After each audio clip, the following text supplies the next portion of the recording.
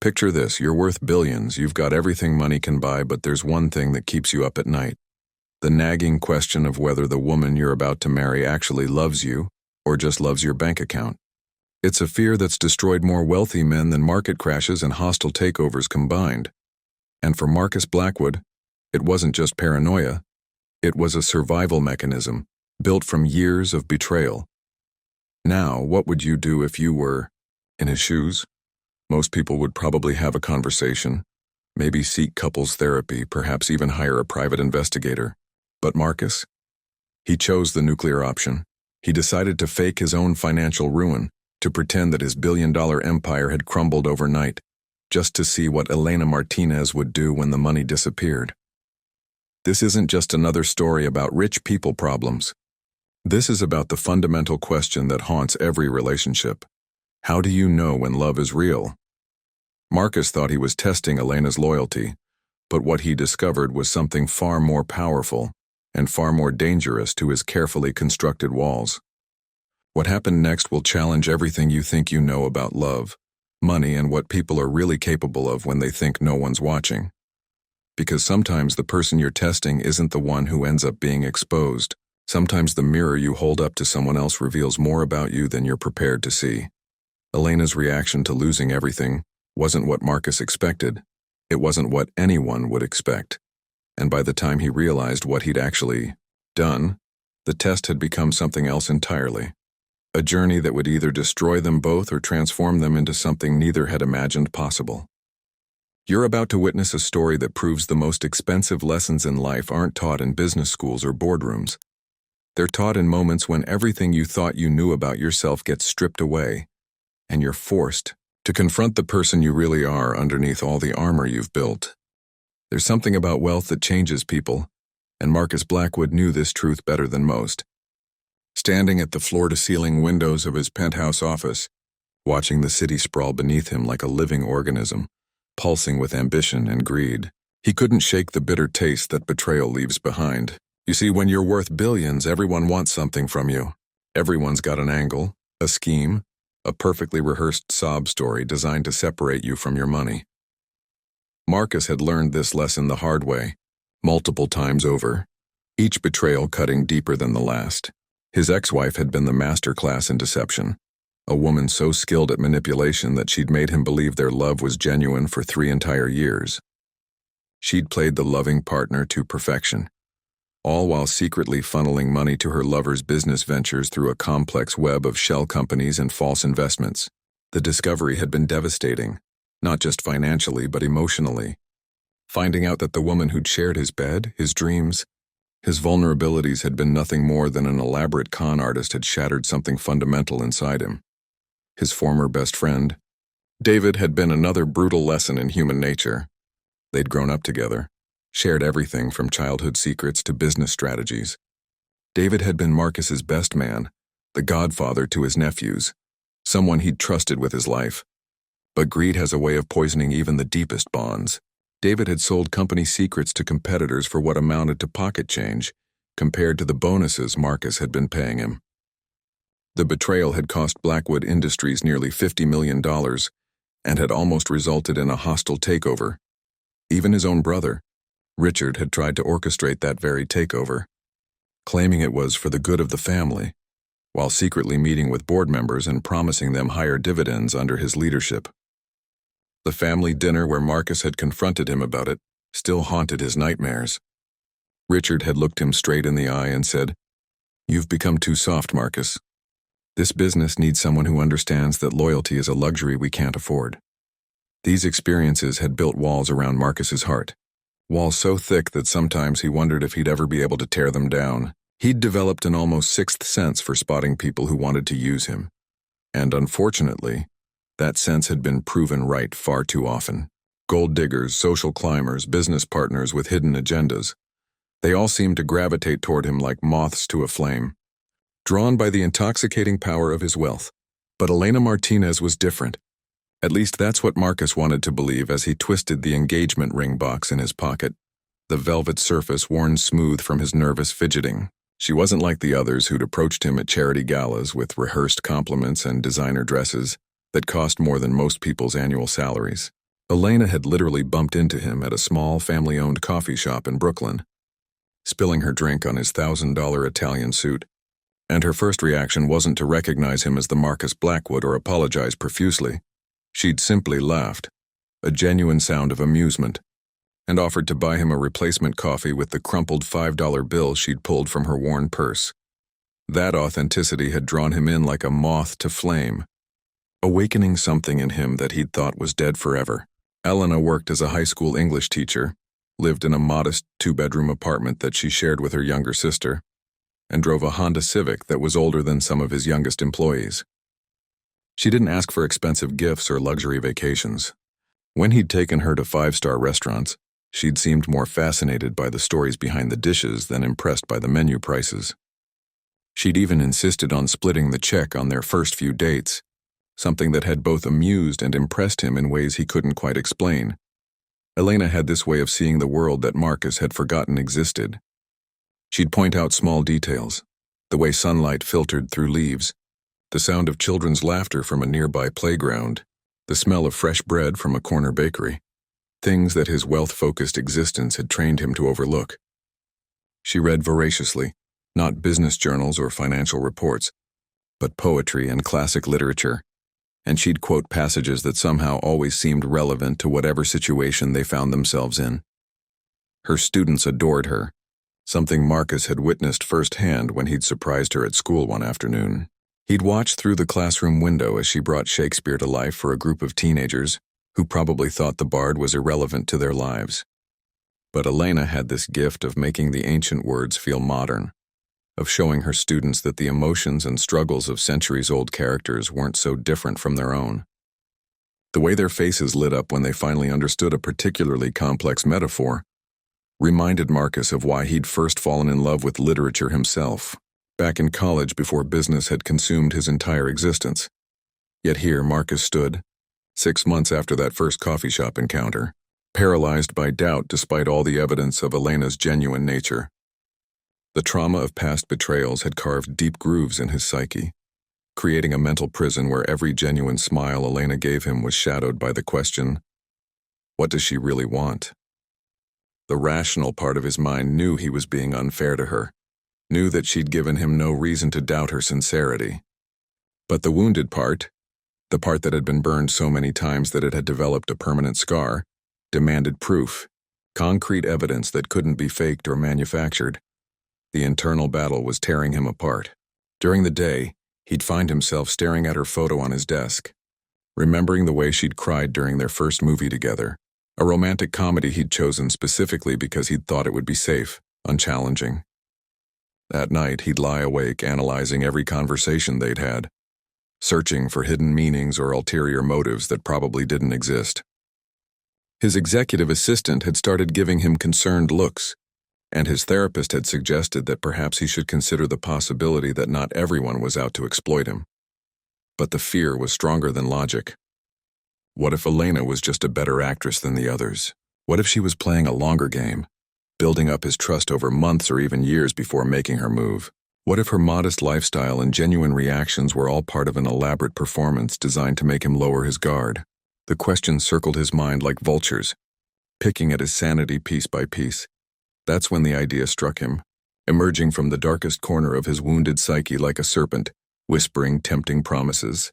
What if he could create a situation where Elena's true nature would be revealed beyond any shadow of doubt? What if he could strip away the comfort and security that his wealth provided, and see how she'd react when there was nothing left to gain from being with him? It wasn't just about money, he told himself. It was about finding out if she'd stand by him when the going got tough, when his empire crumbled and his reputation lay in ruins. The plan began to form in his mind like a dark storm cloud gathering strength. He'd tell her that Blackwood Industries, his multi-billion-dollar empire built from the ground up over 15 years of relentless work, had collapsed overnight. That a series of bad investments and legal troubles had frozen his assets, emptied his accounts, and left his reputation in shambles. He'd watch her reaction with the cold calculation of a scientist studying a specimen, analyzing every micro-expression, every word choice, every gesture for signs of her true intentions. The call came on a Tuesday evening, just as Elena was grading her students' essays on courage and moral character, an irony that wouldn't be lost on her until much later. Marcus's voice sounded different, strained and hollow, like someone who'd just watched their entire world crumble. "Elena, I need you to come over right away," he said, and there was something in his tone that made her drop her red pen and reach for her keys without asking questions.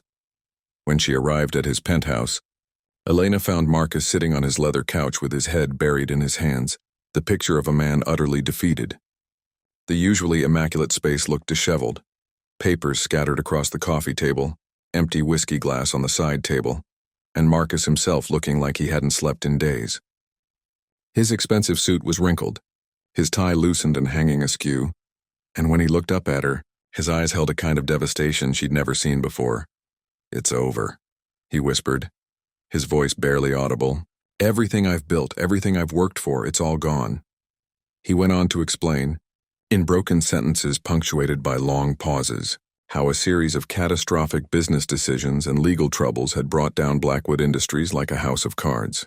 Frozen assets, pending investigations, creditors circling like sharks. The empire he'd spent 15 years building had collapsed in a matter of weeks. Elena listened without interruption, her heart breaking not for the lost fortune, but for the broken man in front of her. She'd seen Marcus stressed before, during difficult business negotiations or family conflicts, but this was different. This wasn't just stress. This was a complete psychological collapse, and her teacher's instinct kicked in. The same protective urge she felt when one of her students was struggling with problems too big for their young shoulders to bear. What Marcus expected, what his cynical, wounded heart was prepared for, was shock, disappointment, maybe even anger at being deceived about his financial stability. He'd rehearsed this moment in his mind 100 times, imagining how Elena would react when she realized that the wealthy lifestyle she'd been glimpsing was about to disappear forever. He watched her face carefully, looking for the telltale signs of someone calculating their exit strategy. Instead, Elena did something that completely blindsided him. She moved closer on the couch, took his trembling hands in hers, and said quietly, "Okay, so what's our next move? Not your next move or, I need time to think about this, but our next move," as if his crisis had automatically become their shared challenge. Marcus blinked, certain he'd misheard. "Our next move? Elena, you don't understand. I'm not talking about a temporary setback. I'm talking about losing everything. The penthouse, the cars, the lifestyle, all of it. I might even face criminal charges if the investigation goes badly." Elena nodded thoughtfully, as if he'd just told her about a particularly challenging lesson plan rather than the collapse of a billion-dollar empire. "I heard you the first time," she said gently. "And my question stands, what's our next move?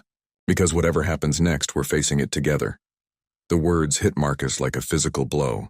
He'd been so prepared for betrayal that loyalty, genuine, uncalculated loyalty, left him speechless. But Elena wasn't finished surprising him. Over the next few hours, as Marcus continued his performance of despair and defeat, she transformed from the supportive girlfriend into something he hadn't expected. A practical problem solver with an almost unsettling calm in the face of crisis.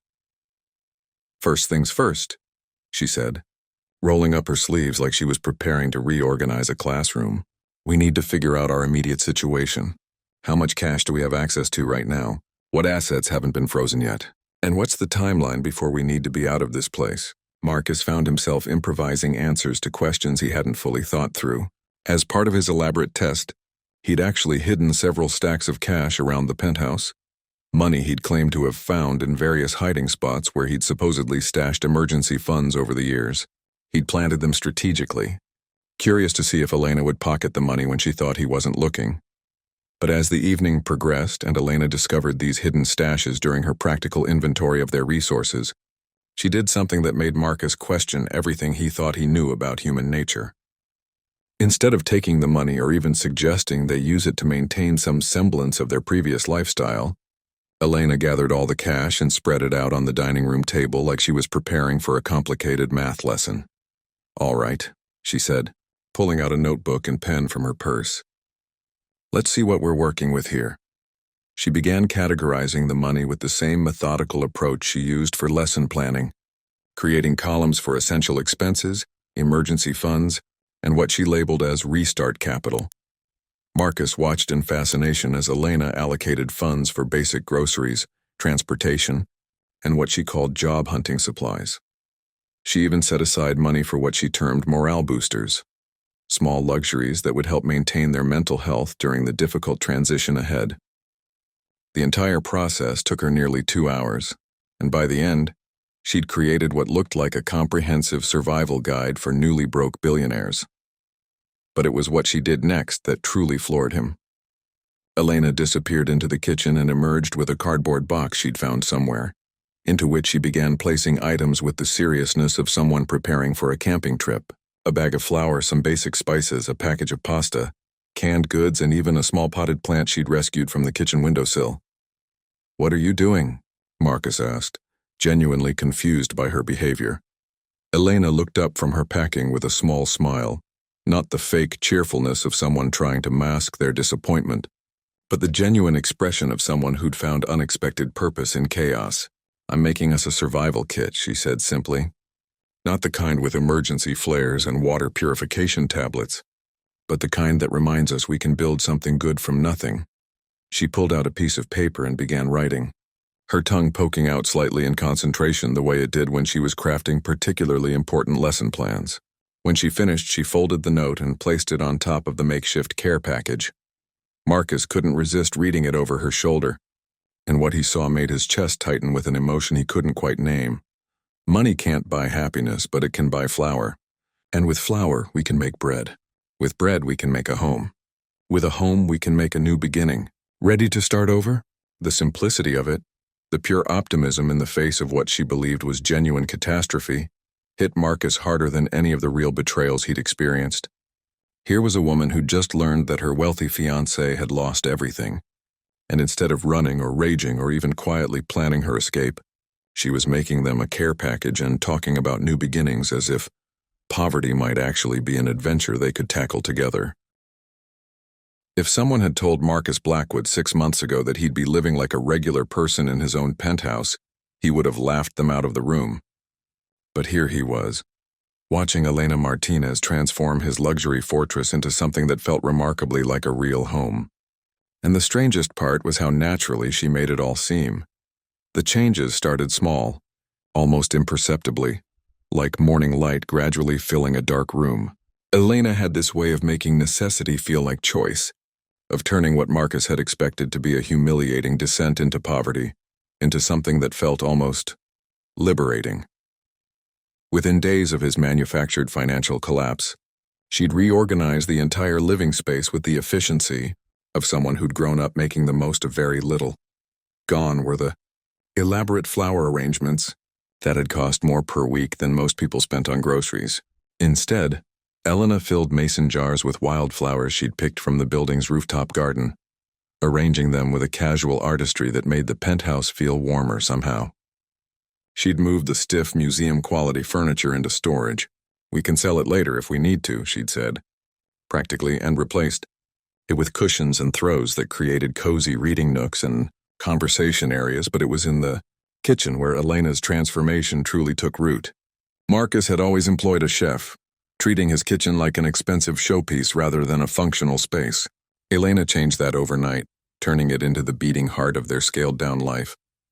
She'd wake up each morning and fill the space with sounds Marcus had never associated with his home.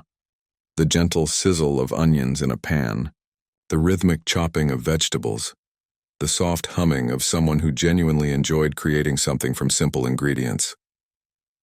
"You know what your problem is," Elena said one morning as Marcus sat at the kitchen island, still marveling at how she could make pancakes from scratch taste better than anything his Michelin-starred chef had ever prepared. She was wearing one of his old dress shirts over her jeans, her hair pulled back in a messy bun, and she looked more beautiful than any of the perfectly groomed women who'd graced his penthouse in the past. "I have several problems."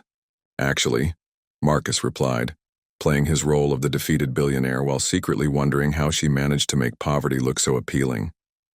Elena laughed, that genuine sound that had first captured his attention in the coffee shop.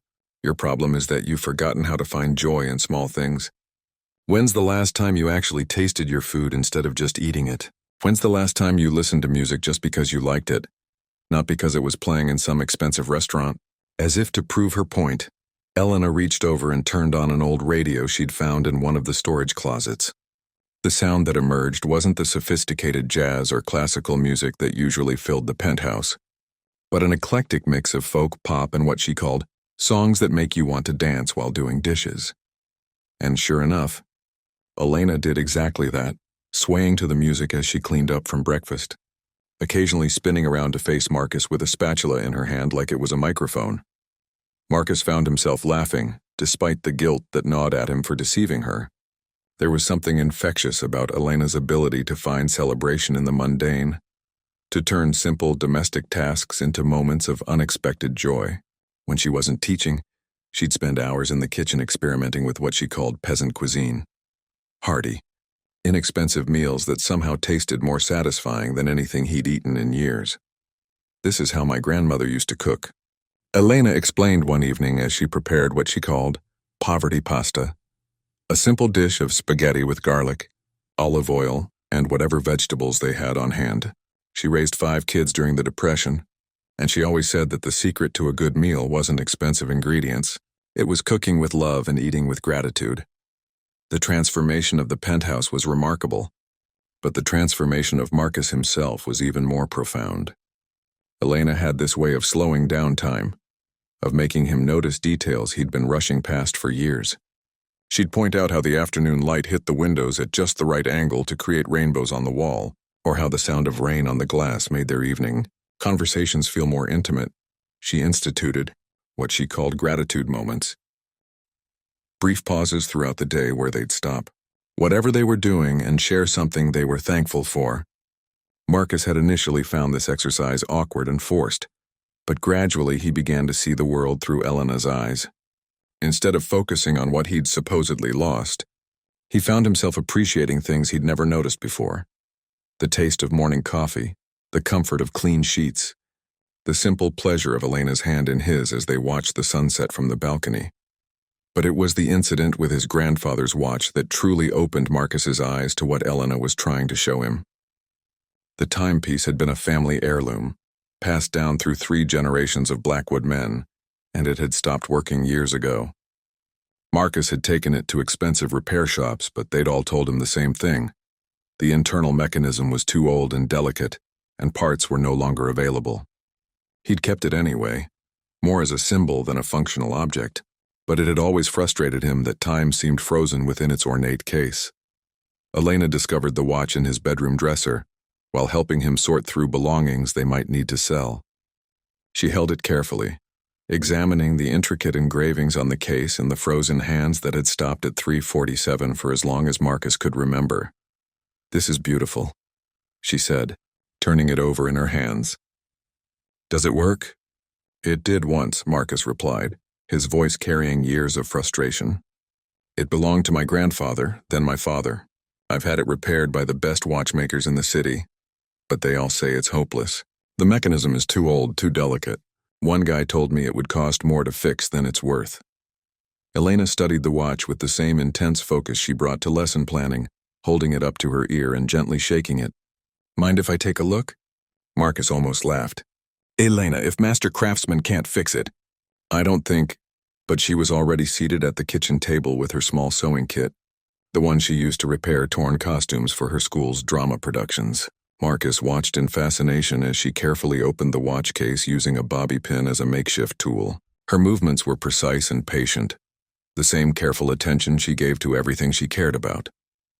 "My father was a mechanic," Elena explained as she worked, using a magnifying glass she'd found in Marcus's desk drawer. "He couldn't afford expensive tools, so he taught me to improvise. Sometimes the simplest solution is the right one, especially when fancy methods have failed." For the next hour, Marcus watched Elena work on the watch with the dedication of a surgeon. She cleaned each tiny gear and spring with incredible patience, using cotton swabs and gentle cleaners to remove decades of accumulated dust and oil. When she discovered what seemed to be the problem, a bent spring that had been overlooked by professional repair shops, she straightened it using a bobby pin and steady hands. "The thing about old mechanisms," Elena said as she carefully reassembled the watch, "is that they were built to last. Sometimes they just need someone who's willing to take the time to understand how they work, instead of trying to replace everything with modern parts. When Elena finally closed the case and wound the watch, the gentle tick-tick-tick that emerged was like music to Marcus's ears. The hands began to move, catching up to lost time with mechanical precision, and Marcus felt something inside his own chest begin to move again as well. "How did you—" he started, but Elena just smiled and handed him the restored timepiece. "The wealth was always in the mechanism, Marcus, not in the gold case. Your grandfather's hands wound this watch every morning for 40 years. Your father carried it through business meetings and family celebrations. That history, that continuity, that's what makes it valuable, not the precious metal or the brand name." As Marcus held the restored watch, feeling the steady pulse of time beneath his fingers, Elena's words hit him with unexpected force. She wasn't just talking about the timepiece, she was talking about him, about the value that existed beneath the surface of material wealth, about the parts of himself that had been frozen in time since his first betrayal. When word spread through Marcus Blackwood's inner circle that the billionaire had lost everything, the vultures didn't waste time circling. "It's funny how quickly people who once kissed your ring suddenly develop opinions about your life choices, especially when they think you can't benefit them anymore."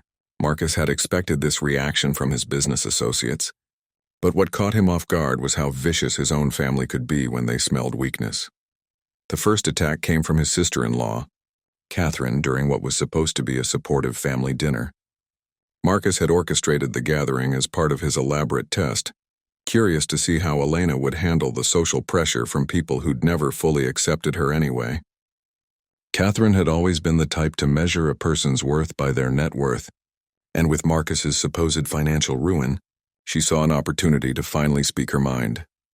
"Elena, darling," Catherine said, her voice dripping with false concern as she sipped wine that cost more than Elena's monthly salary. "Surely you understand that staying with Marcus now would be, well, it would be social suicide. You're still young, still attractive. You could find someone who could actually provide for you." Elena's fork paused halfway to her mouth, but her expression remained calm. "Provide what exactly?" she asked, genuinely curious rather than defensive. Catherine laughed, the sound sharp enough to cut glass. "Security, dear, stability. The kind of life a woman deserves. Marcus can't even afford to keep this penthouse much longer.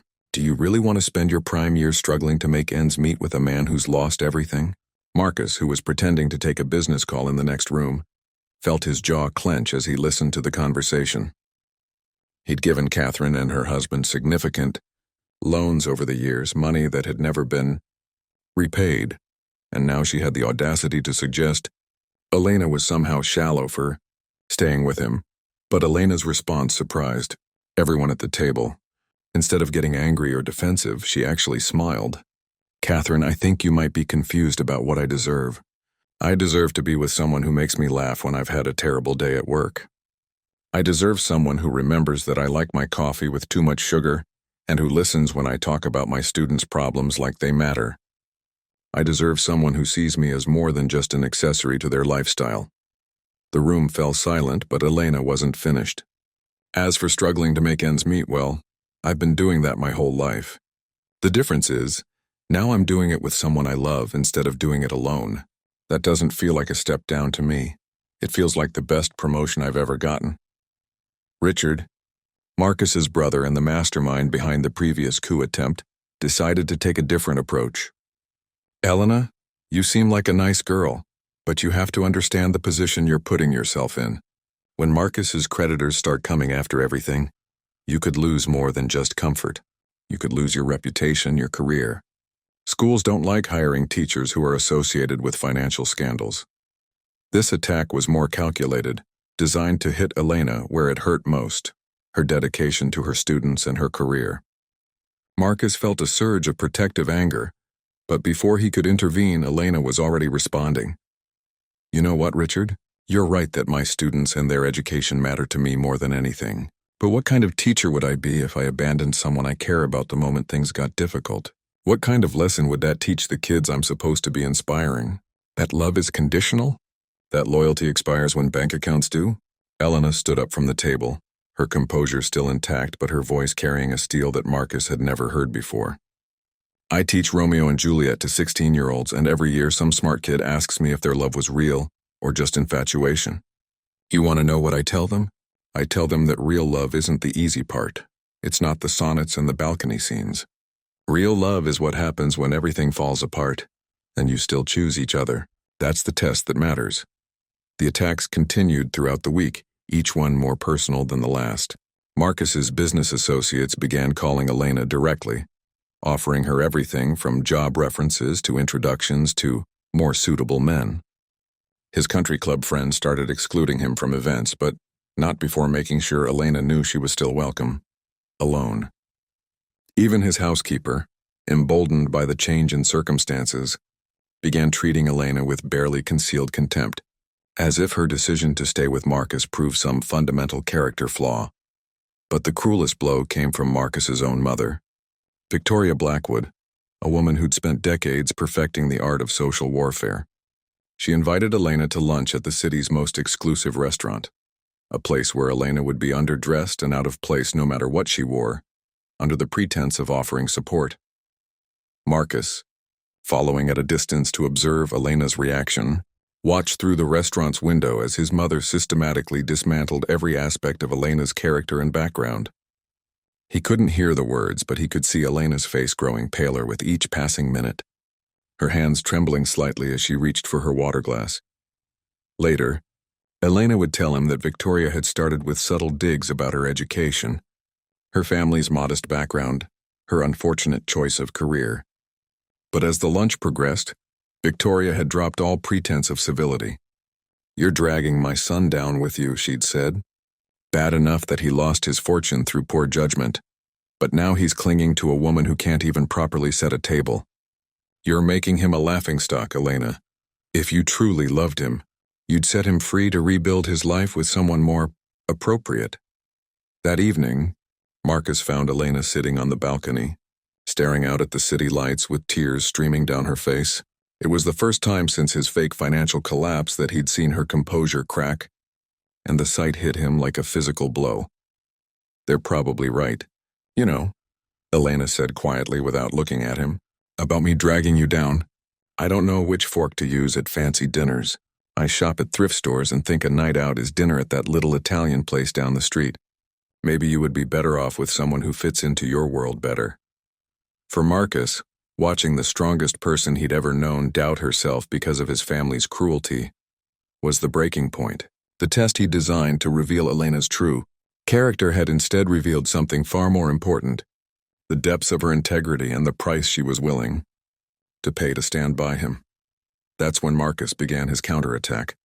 Though Elena never knew about it, he started making phone calls, reaching out to every person who'd pressured or insulted Elena, and his message was clear and uncompromising. In conversations that ranged from quietly firm to openly hostile, Marcus made it clear that Elena Martinez was not just his fiancée. She was under his protection, and anyone who continued to attack her would face consequences they wouldn't like. To Catherine, he was brutally direct. "The loans I've given you and your husband over the years, the ones you've conveniently forgotten about, they're all documented. Keep talking about Elena like she's some kind of gold digger, and I'll make sure everyone knows who the real financial parasites are in this family." To Richard, he was even more blunt. "You tried to steal my company once before. The only reason you're not in prison is because I chose family loyalty over justice. Keep attacking the woman I love, and see how much that loyalty is really worth." But it was his conversation with his mother that revealed just how much Marcus had changed. "You raised me to value character over appearance, substance over style," he told Victoria. "Elena Martinez has more integrity in her little finger than most of the people in your social circle have in their entire bodies. If you can't see that, if you can't treat the woman I love with respect, then maybe it's time to reevaluate which one of us is really the disappointment here." Marcus Blackwood had always prided himself on being a master strategist, someone who could anticipate every possible outcome and prepare for any eventuality. But as he sat in his home office 3 weeks into his elaborate deception, staring at surveillance footage of Elena defending him to yet another family member who'd called to talk sense into her, he realized that he'd made a fundamental miscalculation. His test wasn't revealing Elena's true character. It was revealing his own, and what he saw in that mirror terrified him. The breaking point came on a Thursday evening when Marcus overheard Elena talking to her sister Sophia on the phone. Elena thought he was asleep, and she'd stepped out onto the balcony to take the call, not realizing that the penthouse's acoustics carried her voice perfectly through the partially open bedroom window. "No, Sophia, I'm not being naive," Elena was saying, her voice tired but resolute. "I know what everyone thinks. I know they all believe I'm making a huge mistake, that I should cut my losses and run while I still can. But that's not who I am. That's not who Marcus fell in love with, and it's not who I want to be." Marcus could hear Sophia's response through the phone, though he couldn't make out the exact words. Whatever she was saying, it was clearly an attempt to convince Elena to leave him, because Elena's next words hit him like a physical blow. "You want to know the truth? Yes, it's been hard. Harder than I thought it would be. Not because of the money. I've never had money, so losing it isn't scary to me. It's hard because I can see how much this is destroying Marcus inside. He tries to hide it, but I know him. I can see the shame eating away at him, the way he flinches every time someone calls or when the mail arrives. He thinks he's failed me somehow, that he's not the man I thought I was marrying." Elena's voice cracked slightly, and Marcus felt something break inside his chest. "But here's what he doesn't understand. I didn't fall in love with his bank account or his business empire. I fell in love with the man who remembered that I like extra foam in my coffee, who bought books for my classroom without me asking, who listens to my stories about difficult students like they're the most important thing in the world. That man isn't gone just because the money is. If anything, I'm getting to know him even better now." There was a long pause, and when Elena spoke again, her voice was stronger, more determined. "Marcus needs to know that someone believes in him for who he is, not what he has. Everyone else in his life has abandoned him or is pressuring him to make decisions based on fear. I won't be another person who fails him when he needs support most. That's not love, Sophia. That's just transaction." Marcus closed his eyes, overwhelmed by a mixture of shame and something he couldn't quite identify. For weeks he'd been watching Elena through the lens of his own cynicism, looking for cracks in her facade, waiting for her mask to slip. But listening to her pour her heart out to her sister in what she thought was a private moment, he finally understood the truth that had been staring him in the face all along. There was no facade. There was no mask. Elena Martinez was exactly who she appeared to be. A woman of extraordinary integrity who loved him not despite his flaws, but in full awareness of them. The realization should have brought relief, but instead it brought a crushing weight of guilt. Every day he allowed this deception to continue was another day he was stealing from Elena. Another day he was making her suffer for crimes she'd never committed. She was defending him against attacks that were based on lies, sacrificing her own comfort and social standing for a crisis that existed only in his paranoid imagination. That night, Marcus lay awake staring at the ceiling while Elena slept peacefully beside him, her hand resting trustingly on his chest. He thought about all the ways this elaborate test had backfired, how it had revealed not Elena's character flaws but his own deep-seated inability to trust, to accept love without questioning its motives. He'd become so focused on protecting himself from potential betrayal that he'd turned into the very thing he feared most, someone who hurt the people who cared about him. The next morning brought another wave of guilt when Marcus found Elena in the kitchen, carefully counting out coins from a mason jar she'd labeled emergency fund. She was planning to buy ingredients for a surprise dinner, something special to lift his spirits after what had been a particularly difficult week of fake legal troubles and manufactured financial stress. "I thought I'd make your grandmother his recipe for pot roast," Elena said, not looking up from her counting. "I know it's not exactly gourmet cuisine, but comfort food seems appropriate right about now. Plus, I found a coupon for the meat so we can afford the good stuff." Watching, Elena planned to spend her carefully hoarded emergency money on a meal designed to comfort him, money she'd saved from her modest teacher's salary to help them through what she believed was a genuine crisis, was the final straw. Marcus couldn't maintain the deception for another moment, couldn't continue to let this incredible woman sacrifice for a lie. "Elena," he said, his voice coming out rougher than intended, "we need to talk." Something in his tone must have alerted her to the seriousness of the moment, because she immediately stopped counting coins and gave him her full attention. What's wrong? Did something else happen? Did the lawyers call with more bad news?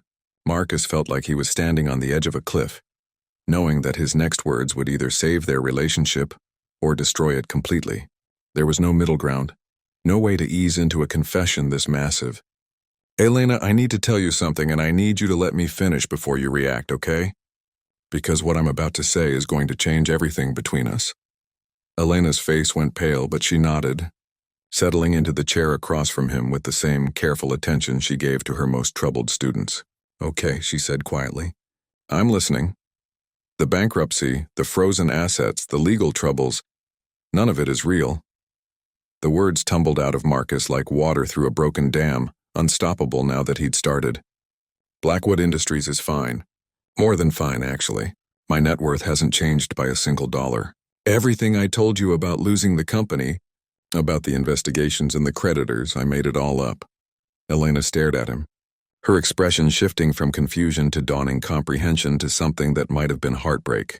You made it up. All of it? All of it, Marcus confirmed, hating himself more with each word. The whole thing was a test. I wanted to see how you'd react if I lost everything, if there was nothing left for you to gain by being with me. I wanted proof that you loved me for me, not for my money. The silence that followed was deafening. Elena didn't speak, didn't move, just sat there processing what he'd told her while Marcus watched the trust drain from her eyes like blood from a mortal wound. When she finally spoke, her voice was so quiet he had to strain to hear it. A test, she repeated, the words hollow and distant. Everything we've been through, everything This was all just a test to you? Marcus reached across the table toward her, but Elena pulled her hands back, the rejection like a knife between his ribs. Elena, please let me explain. You have to understand the position I was in. Everyone I've ever trusted has betrayed me. My ex-wife, my business partners, my own family, they all had angles, hidden agendas. I needed to know that you were different. So you decided to torture me for 3 weeks to find out? Elena's voice was getting stronger now, anger beginning to burn through the shock. You watched me defend you to people who were calling me stupid and desperate. You let me spend my savings to take care of you. You let me worry myself sick about our future, while you knew the whole time that there was nothing to worry about. The accusation hit Marcus like a physical blow, because it was completely, devastatingly accurate. I know how it sounds, but Elena, you have to see that this proves how much you mean to me. You passed every test with flying colors. You showed me a kind of loyalty I didn't even know existed. Elena stood up abruptly, her chair scraping against the floor with a harsh sound that seemed to echo through the suddenly cold kitchen. Loyalty? Marcus, what you're describing isn't loyalty. It's basic human decency. The fact that you had to test for it, that you couldn't just trust that someone might actually love you without an ulterior motive. That says everything about you and nothing about me. The path from betrayal to forgiveness isn't a straight line, and Marcus Blackwood learned this truth the hard way over the months that followed his devastating confession to Elena Martinez. After she'd walked out of the penthouse that morning, leaving him alone with the wreckage of his elaborate deception, Marcus had experienced something he'd never felt before. The complete and utter loss of something genuinely precious, something that couldn't be bought back or replaced with money. Elena didn't answer his calls for 2 weeks. She didn't respond to his texts, his emails, or the handwritten letters he had delivered to her apartment. Marcus, who'd built an empire through persistence and determination, found himself completely powerless against the wall of silence Elena had erected around herself. For the first time in his adult life, his wealth and influence meant nothing. There was no amount of money he could spend, no string he could pull, no favor he could call in that would make Elena forgive him. It was Elena's sister Sophia who finally broke the silence, calling Marcus one evening with a mixture of fury and reluctant respect in her voice. She's not eating, Sophia said without preamble. Elena's barely sleeping, barely talking to anyone. She goes to work because she won't let her students down, but the moment she gets home, she just shuts down. Marcus felt each word like a physical blow.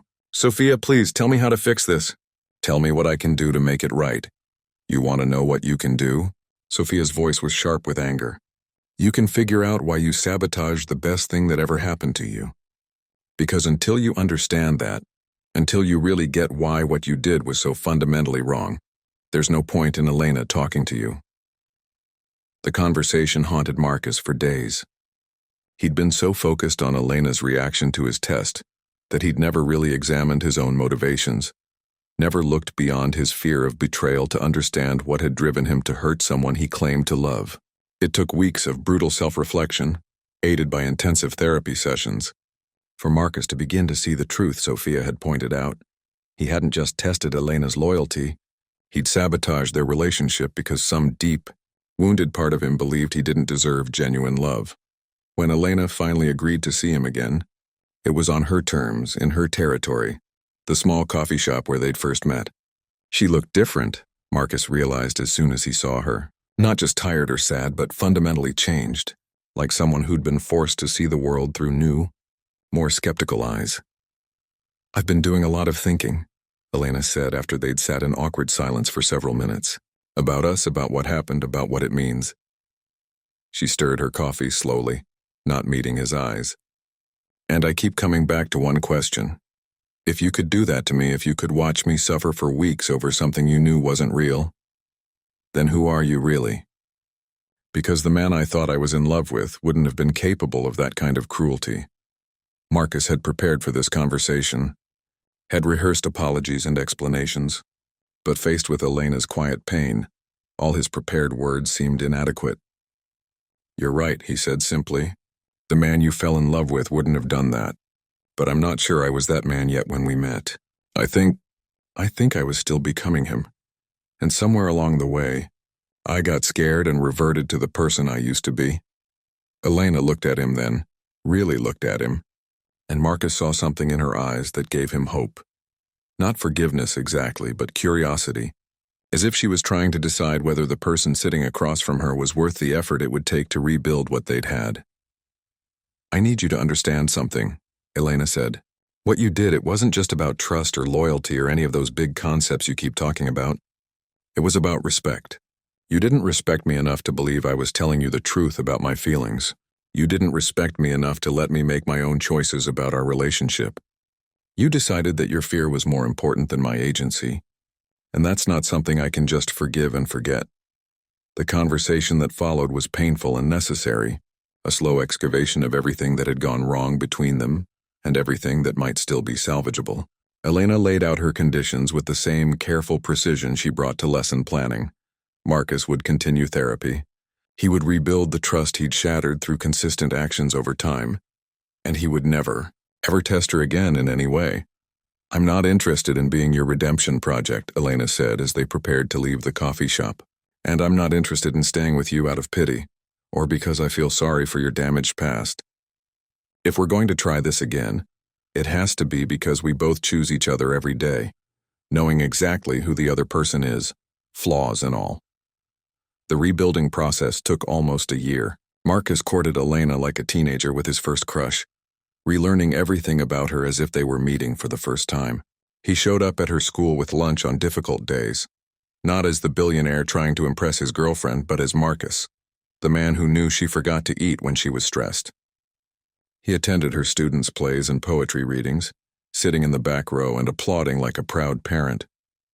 He learned to cook her grandmother's recipes, not in his penthouse kitchen but in Elena's tiny apartment, where the smoke detector went off regularly, and they had to open all the windows. Most importantly, Marcus learned to be vulnerable without it being a performance. He told Elena about his childhood, about the pressure he'd felt to succeed, about the loneliness that had driven him to equate love with possession. He shared his fears about the future, about whether he could ever truly trust anyone completely, about whether he was capable of being the partner Elena deserved. Elena, in turn, shared her own struggles with forgiveness, her anger at having her judgment questioned, her fear that she might be making a mistake by giving him another chance. They fought sometimes, real arguments where they disagreed and had to work through their differences instead of Marcus simply deferring to Elena's judgment out of guilt. Those fights, strangely, were what convinced Elena that Marcus was finally seeing her as an equal, rather than someone he needed to either test or worship. The second proposal came 18 months after Marcus's confession, and it couldn't have been more different from the first. There was no expensive ring, no elaborate setup, no grand gesture designed to impress. Instead, Marcus asked Elena to marry him on a Tuesday evening while they were doing dishes together in her apartment. After she'd told him about a student who'd finally understood a difficult concept after weeks of struggling. "I want to spend the rest of my life learning how to be the person you see in me," Marcus said, soap suds on his hands and sincerity in his eyes. "Not because I think I deserve you, but because I want to become someone who might someday actually deserve the love you've shown me." Elena's yes was quiet and sure, sealed with a kiss that tasted like the future they were choosing to build together. Their wedding was small and intimate, held in the community garden where Elena had taught Marcus to see beauty in simple things. Marcus's family attended, though relationships remained strained, and Elena's students served as unofficial photographers, capturing moments of joy that no professional could have staged. The reception was held in Elena's school cafeteria, decorated by her drama students and catered by the local Italian restaurant where Marcus had learned that the best meals weren't about expensive ingredients, but about sharing them with people you loved. But it was in the months that followed, as they settled into married life, that the real transformation became apparent. Marcus discovered that he actually enjoyed the quieter version of wealth that Elena brought to his life, using his resources to support causes they both cared about, funding scholarships for Elena's students, creating opportunities for other couples to find the kind of love they'd fought so hard to build. When Elena became pregnant with their first child, Marcus felt a joy so pure and uncomplicated that it surprised him with its intensity. He found himself talking to Elena's growing belly, telling their unborn daughter about the world they were preparing for her, about the lessons he'd learned from her mother about what really mattered in life. Isabella Elena Blackwood was born on a spring morning, and as Marcus held his daughter for the first time, he understood finally what Elena had been trying to teach him all along. Love wasn't something to be tested or proven or earned through elaborate trials. It was something to be received gratefully and given freely, something that grew stronger, not through suspicion and surveillance, but through daily acts of trust and kindness. The family portrait that sat on Marcus's desk now showed a different man than the one who'd once tested his fiancée's loyalty through deception. This Marcus was holding his daughter while Elena rested her head on his shoulder, both of them looking tired but deeply content. In the background, you could see the modest home they'd chosen together, not the penthouse, which Marcus had sold, but a house with a garden where Elena could grow vegetables and Isabella could play safely. It wasn't the life Marcus had planned, but it was the life he'd discovered he actually wanted, and that realization felt like the greatest wealth of all. So here's the million-dollar question, literally. What does Marcus and Elena's story teach us about the relationships in our own lives? Because if you're watching this, chances are you've got some trust issues of your own, some walls you've built to protect yourself from getting hurt. Maybe you're not a billionaire testing your partner's loyalty, but how many times have you sabotaged something good because you were afraid it was too good to be true? How many times have you pushed people away before they could disappoint you? How many opportunities for real connection have you missed because you were too busy protecting yourself to actually live? Marcus learned the hard way that the very thing he was trying to protect, his heart, was the thing he was destroying with his paranoia. Elena didn't need to be tested because real love doesn't require proof. It requires faith, vulnerability, and the courage to believe that not everyone is out to hurt you. But here's what really gets me about this story. Elena could have walked away forever.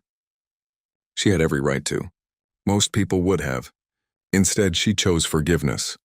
Not because Marcus deserved it, but because she understood something profound about human nature. We're all wounded, we're all scared, and we're all capable of both tremendous cruelty and tremendous growth. The question is, which version of yourself are you choosing to be today? Are you the Marcus at the beginning of this story, so paralyzed by past hurts that you can't recognize love when it's standing right in front of you? Or are you willing to do the hard work of healing, of becoming someone worthy of the love you're seeking? Look, I get it. Trusting people is terrifying. Opening your heart means risking having it broken. But here's what Marcus discovered. The alternative, living behind walls, testing everyone, assuming the worst, isn't protection. It's just another kind of prison, and you're both the guard and the prisoner. What would happen if you stopped testing the people in your life and started trusting them? What would happen if you replaced suspicion with faith, control with vulnerability, What would happen if you chose to believe that not everyone is out to hurt you? Your life could change tomorrow if you had the courage to tear down just one wall, to extend just one act of genuine trust, to choose love over fear just one time. But you've got to decide. Are you going to keep protecting yourself from a life worth living, or are you finally ready to live it? If this story hit you where it hurts, if it made you think about the walls you've built and the love you might be pushing away, then do me a favor. Subscribe to this channel and hit that notification bell. Because we're just getting started with stories that will challenge everything you think you know about love, success, and what it really means to live a life worth living. Don't miss the next one. Your future self will thank you.